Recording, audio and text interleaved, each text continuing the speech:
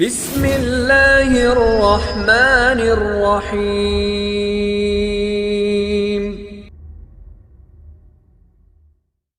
جنتی لاٹھی یعنی آسا جنتی درخت کی لکڑی سے بنا ہوا تھا۔ اسے حضرت آدم علیہ السلام جنت سے لائے تھے اور مختلف نبیوں سے ہوتا ہوا حضرت موسیٰ علیہ السلام تک پہنچا تھا۔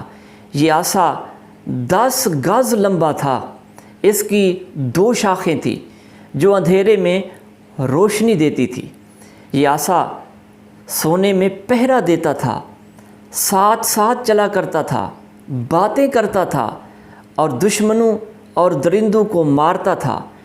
کنویں سے پانی نکالنے کے لیے رسی بن جاتا تھا، سامان اٹھاتا تھا، زمین میں گاڑتے تو درخت بن کر حسب خواہش پھل دیا کرتا تھا۔